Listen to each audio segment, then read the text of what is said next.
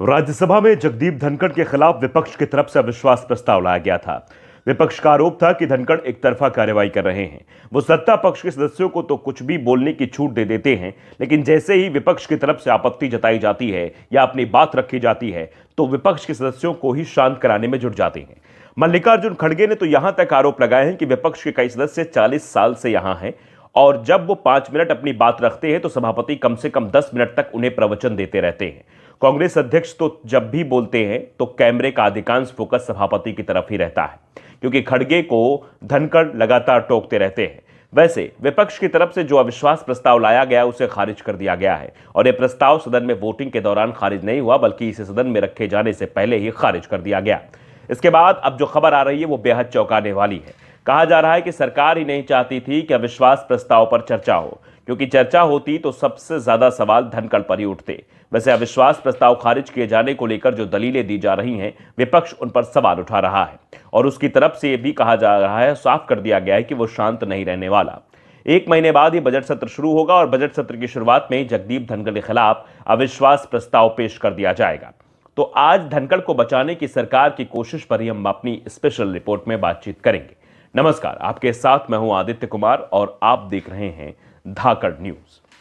राज्यसभा के सभापति जगदीप धनखड़ को पद से हटाने की मांग के लिए विपक्ष की ओर से लाए गए अविश्वास प्रस्ताव के नोटिस को खारिज कर दिया गया है। इस नोटिस को खारिज करते हुए यह कहा गया है कि धनखड़ की प्रतिष्ठा धूमिल करने के लिए जल्दबाजी में इसे तैयार किया गया है। वैसे यह बात भी आपको बता दें कि धनखड़ के खिलाफ अविश्वास प्रस्ताव लाने की कोशिश तो संसद के मानसून सत्र से ही शुरू हो गई थी और इसे लाया गया शीतकालीन सत्र में, यानी 4 महीने के विपक्ष की कोशिश भी शायद जल्दबाजी रही होगी। वैसे आमतौर पर इस तरह के अविश्वास प्रस्ताव को 24 घंटे में ही तैयार कर लिया जाता है, क्योंकि विपक्ष के पास कई वरिष्ठ सांसद हैं जिन्हें पता है कि इस तरह के प्रस्ताव कैसे पेश किए जाते हैं। लेकिन विपक्ष के प्रस्ताव को खारिज कर दिया गया है। राज्यसभा के उपसभापति हरिवंश ने विपक्ष के इस नोटिस को खारिज करते हुए इसे तथ्यों से परे बताया है। राज्यसभा के महासचिव पीसी मोदी को सौंपे गए अपने फैसले में हरिवंश ने कहा कि नोटिस देश की संवैधानिक संस्थाओं की गरिमा कम करने और मौजूदा उपराष्ट्रपति धनखड़ की छवि खराब करने के लिए तैयार किया गया था। आपको बता दें कि उपराष्ट्रपति ही राज्यसभा का पदेन सभापति होता है और उसे अविश्वास प्रस्ताव के जरिए हटाया भी जा सकता है। अगर राज्यसभा में धनखड़ के खिलाफ अविश्वास प्रस्ताव का नोटिस स्वीकार कर लिया जाता तो इसी सत्र में उस पर चर्चा भी कराई जाती। अगर राज्यसभा में यह पारित हो जाता तो फिर लोकसभा में भेजा जाता। दोनों ही सदनों में साधारण बहुमत से अगर यह पास हो जाता तो धनखड़ को सभापति पद के साथ उपराष्ट्रपति पद से भी हटाना पड़ता। धनखड़ के खिलाफ जो नोटिस दिया गया था उसमें 60 सांसदों के हस्ताक्षर हैं। विपक्षी दलों ने धनखड़ के खिलाफ अविश्वास प्रस्ताव पेश करने के लिए अनुच्छेद 67B के तहत नोटिस दिया था। नोटिस को खारिज करते हुए उपसभापति की तरफ से कहा गया है कि इस नोटिस में कई खामियां थी। नोटिस को अधिक लापरवाह ढंग से तैयार किया गया है। इसमें कई तरह की त्रुटियां हैं, जैसे नोटिस जिसे लिखा गया है उसके नाम का उल्लेख नहीं है, यहां तक कि पूरी याचिका में उपराष्ट्रपति के नाम की स्पेलिंग भी गलत है। इसके साथ संबंधित दस्तावेज संलग्न नहीं है। साथ ही बिना किसी प्रामाणिकता के मीडिया रिपोर्ट्स के आधार पर इसे तैयार किया गया है।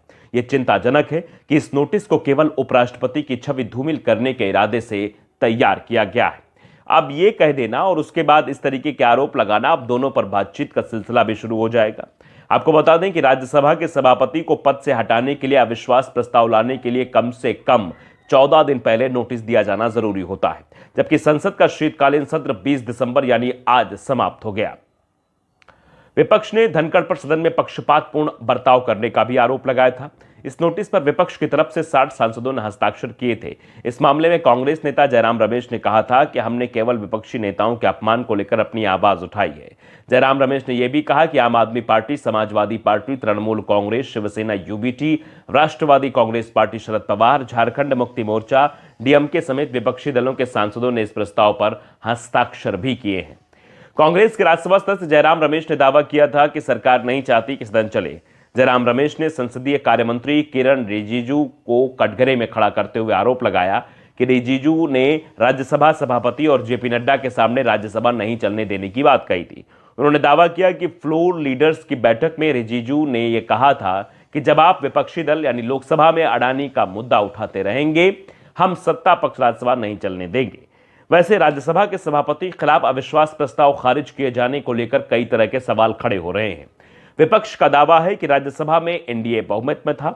यहां तक कि विपक्ष में शामिल कुछ दल भी सभापति के खिलाफ लाए गए अविश्वास प्रस्ताव के समर्थन में नहीं थे, यानी कि यह अविश्वास प्रस्ताव राज्यसभा में पास भी नहीं हो पाता। लेकिन इसे लाने का दूसरा कारण था जिससे बीजेपी घबराई हुई थी। सबसे पहली बात तो यह कि आज तक भारत में राज्यसभा के सभापति के खिलाफ अविश्वास प्रस्ताव नहीं लाया गया है।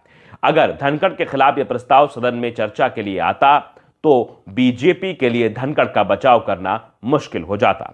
दूसरा, पूरी चर्चा धनखड़ पर लगने वाले आरोपों पर केंद्रित होती। साथ ही जब अविश्वास प्रस्ताव पर फैसला नहीं हो जाता, जगदीप धनखड़ राज्यसभा का संचालन भी नहीं कर पाते, यानी विपक्ष को खुलकर अपनी बात रखने का मौका मिलता। इसी का डर बीजेपी के अंदर साफ दिखाई दे रहा था, यानी जो बातें अभी तक विपक्ष की तरफ से सिर्फ मीडिया में कहते रहे हैं वही बातें वो राज्यसभा के अंदर कहते हैं। और अगर राज्यसभा में किसी भी तरह के प्रस्ताव को पास हो जाता तो फिर लोकसभा में भी हम इस पर चर्चा होती। और इसी के चलते सरकार नहीं चाहती थी कि धनखड़ पर सदन के अंदर चर्चा हो। लेकिन सवाल यह भी उठ रहे हैं कि क्या विपक्ष अविश्वास प्रस्ताव के नोटिस को खारिज किए जाने से शांत बैठ जाएगा? वैसे भी इस समय बाबा साहेब के अपमान का मुद्दा छाया हुआ है। सरकार पहले से ही बैकफुट पर दिखाई दे रही है और इस बीच अगर धनखड़ के मामले पर चर्चा हो जाती है तो बीजेपी के लिए हालात और मुश्किल भरे हो जाते। इसीलिए शायद इस पर चर्चा नहीं हुई।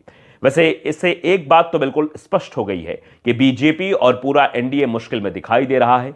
मोदी सरकार बैकफुट पर जिस तरह से सरकार के खिलाफ अब एक के बाद एक मुद्दे सामने आ रहे हैं, उसके बाद कहा जा रहा है कि जैसे जैसे समय बीतेगा सरकार अलोकप्रिय होती चली जाएगी। और जिस तरह से 2009 में बड़ी जीत के बाद कांग्रेस 2014 में बुरी तरह से हार गई थी, कुछ वैसा ही बीजेपी के साथ 2029 में हो सकता है। और अगर ऐसा हुआ तो जिस परिस्थिति में आज विपक्ष के नेता दिखाई दे रहे हैं, यानी ईडी, आईडी और सीबीआई के रडार पर बने हुए हैं, वैसी ही हालत बीजेपी के नेताओं की भी हो सकती है। आपके नेता तो खुलकर बोलते हैं, हमारी केंद्र में सत्ता जिस दिन आएगी 3 घंटे के अंदर ही बीजेपी के बड़े नेताओं को जेल में डाल दिया जाएगा।